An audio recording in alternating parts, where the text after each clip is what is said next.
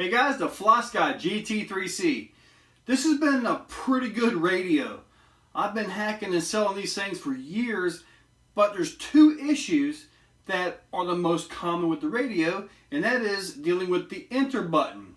Sometimes you push the enter wheel and it doesn't quite enter. Sometimes you scroll and it kind of jumps around. Well, I'm going to show you how to fix this for virtually free. Take a look. To fix the radio, you're going to need something like a Q-tip. It doesn't have to be a Q-tip, but it can be something that, just can kind of drip some WD-40 onto the switches, and you're going to need a little screwdriver, the smaller Phillips head, to get into the radio. To start with, remove the battery, and then you're going to pull out these little rubber stoppers. Sometimes you've got to have a little pliers or something, or you can just peel them out like that, and under there you'll find some Phillips head screws. Got to take those out.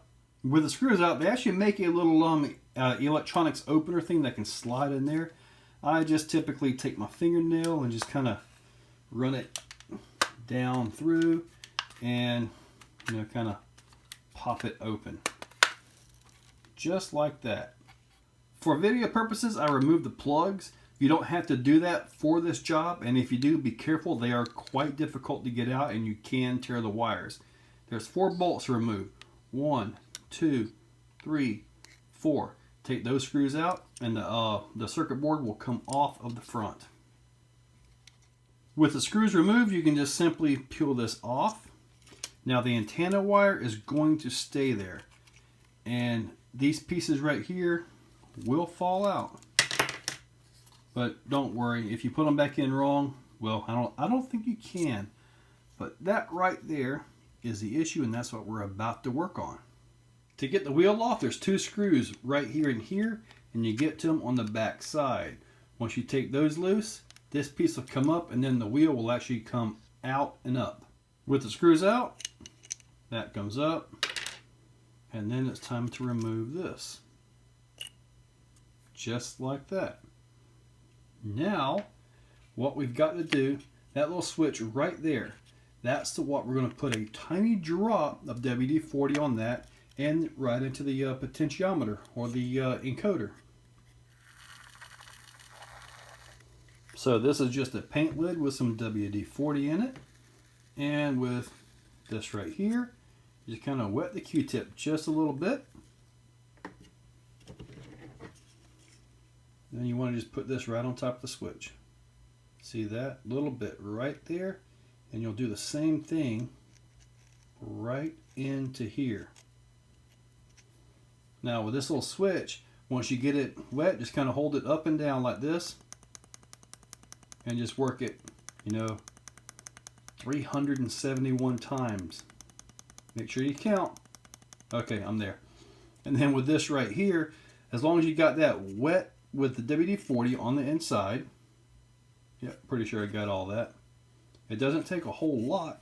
You can pretty much just put the wheel back in it.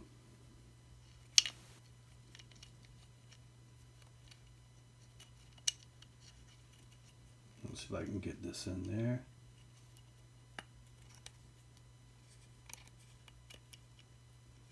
Wow, this is really difficult working through the screen of a camera. There we go. And just sit there and roll it a little bit.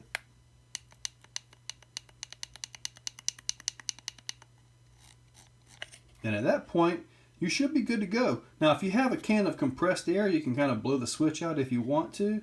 Or as long as you don't put a whole lot in it, like say you just simply just spray the heck out of it, pile it on, you should be fine.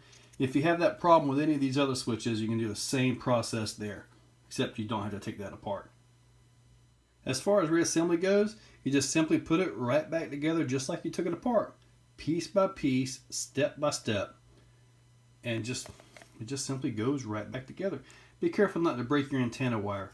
You break that, your radio is probably toast. With the screws back in place, it's ready to go right back on the radio. Now remember what I said earlier, you don't have to pull these out. You can do it with them plugged into the radio, as in like the body, just to save you some time, because I have seen these mess up before trying to pull them apart.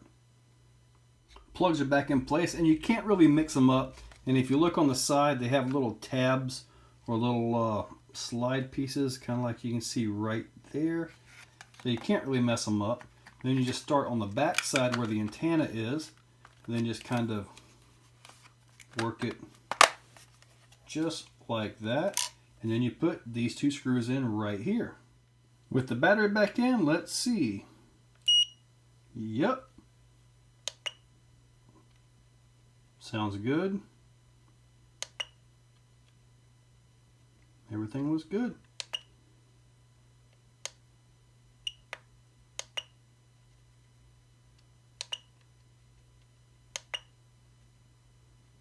Eight channels. Haha. I don't usually set all 8 channels up on all 63 models, but it is what it is.